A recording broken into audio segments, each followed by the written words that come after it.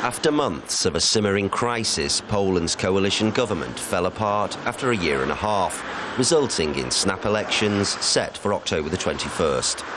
All eyes will be on the polls, with relations between Warsaw and Brussels deteriorating since the election of President Lech Kaczynski and the parliamentary victory of his twin brother Yaroslav, head of the Justice and Law Party. The Conservative government has had numerous disagreements with Brussels over such issues as negotiations for a modified treaty and a proposal for a European Day against capital punishment. But Warsaw has also refused to go along with basic European rules, which has been used for electoral purposes, according to this journalist. The EU is seen as a flashpoint in this campaign. Law and justice makes people scared by talking about the treaty or European rules. A recent example was the cod war in the Baltic. Polish fishermen didn't obey the ban on fishing. The European Commission believes they've exhausted their quotas. The government supports them. Instead of trying to negotiate, the government says to the fishermen, "See how the EU tries to restrict your activities. You should vote for us, so we can fight Brussels." For now, the campaign is focused on internal politics, with Law and Justice concentrating on its fight against corruption. Civic Platform is neck and neck with Law and Justice in the polls, with leader Donald Tusk highlighting concerns about the economy. If you don't vote with your children, they'll end up leaving this country.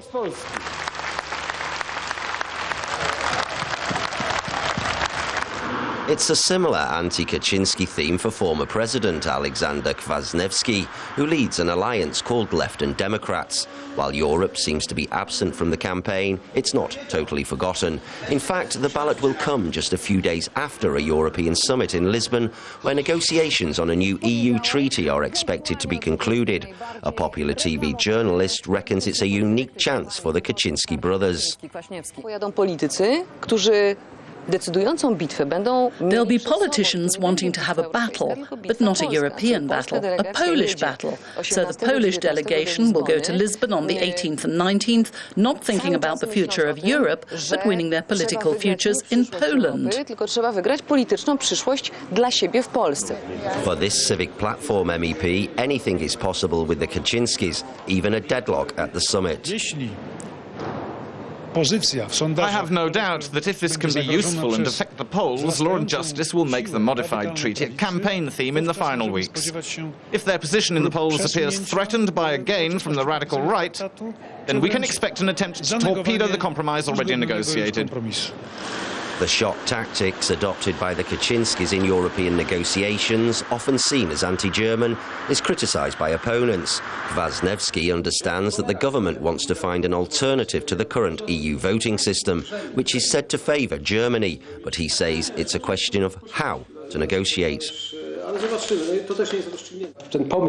The Polish idea of calculating things by using the square root isn't unreasonable. On the contrary, it reflects a certain conception about European solidarity and justice. But the idea has been badly sold. A lack of diplomatic action, dialogue, a search for allies. At the same time, Poland uses words that can only shock Europe. Words like the square root or death. Europe wants to live, have compromises. Poland mustn't specialize in death. There's no reason why Poland should dramatize what's at stake to such an extent. Euro-critical speeches by the Kaczynski brothers appeal to between a quarter and a third of the public, according to the polls. Without feeling anti-European, they're proud that Poland's trying to reaffirm itself on the world stage. Prime Minister Kaczynski wants us to be respected in Europe because we miss the feeling of being a recognized nation after more than 40 years of communism. It's the first right-wing government I've always wanted. The campaign chief for Law and Justice disagrees that his party and the government is anti-European.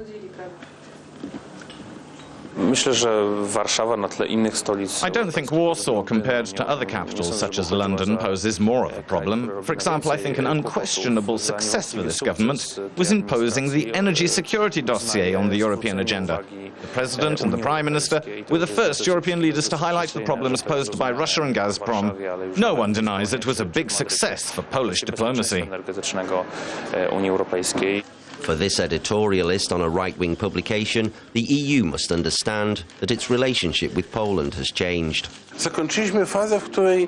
We've finished a paternal phase with the EU, which showed itself to be protective of Poland, a young member country that was happy to listen and not give its opinion. But since Poland started to impose its conditions, that created a shock and led to complaints that Poland was ungrateful towards those who helped it to join the EU. But this evolution in Polish EU politics was inevitable. This attitude worries a growing number of people in Poland who are among the most Europhile in Europe, according to surveys. One big concern, though, is election turnout. In 2005, participation was just 40% and much lower for young people. There is talk of political fatigue after years of activism and resistance against communism.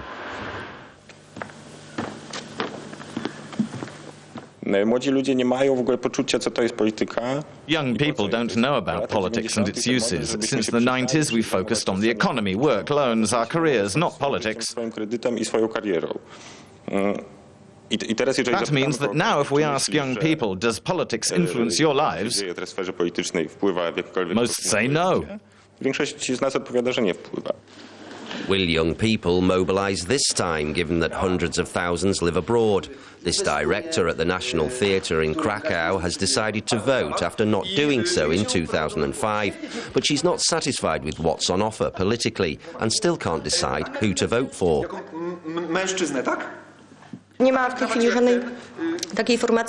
There's no political grouping with which I can identify. There's either the radical right or the left. That's my opinion in theory. But in Poland, I can't vote left. First of all, because they've been compromised, and because, as an attentive observer of political life, I don't understand how their programme will be leftist.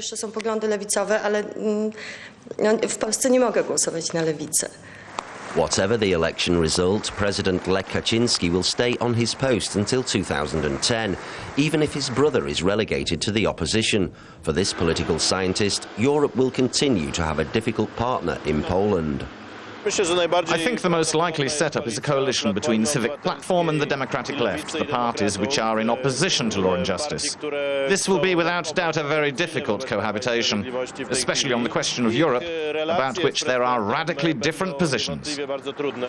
These elections give people in Poland the chance to choose the face they want to show Europe, more than 3 years after joining the EU.